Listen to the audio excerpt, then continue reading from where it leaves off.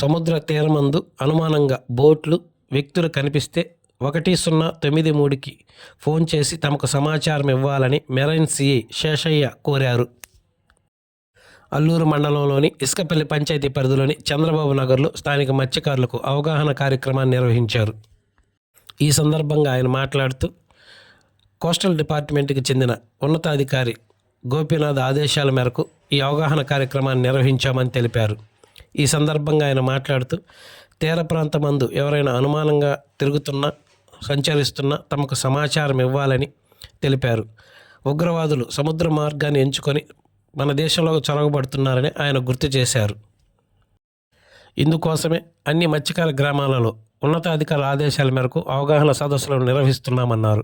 మన తీర ప్రాంతమందు కూడా మత్స్యకారులు తమ బోట్లకు రిజిస్ట్రేషన్ చేయించుకోవాలని కోరారు. రిజిస్ట్రేషన్ చేయించుకున్న బోట్లకు పైన పసుపు రంగు, కింద నీలం రంగుతో రంగులు పెయింట్ వేయించుకొని తిప్పాలని ఆయన సూచించారు. ఈ కార్యక్రమంలో మత్స్యశాఖ, రెవెన్యూ అధికారులు తదితరులు పాల్గొన్నారు.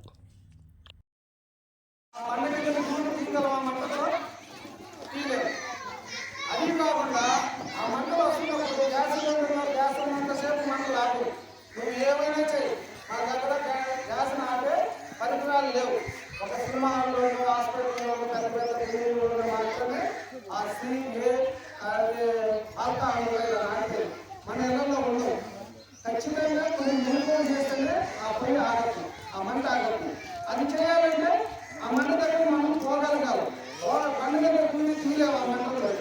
కాబట్టి ప్రతి ఒక్కరు కూడా ఎవరు సిలిండర్ని బండ కింద ఉంచరాదు.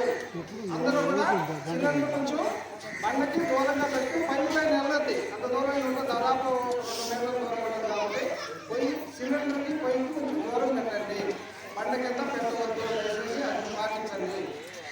మరిన్ని తాజా వార్తలు ఎప్పటికప్పుడు తెలుసుకునేందుకు మన గ్లోబల్ న్యూస్ లోకల్ టీవీని సబ్స్క్రైబ్ చేసుకొని లైక్ చేసి కామెంట్ చేయండి.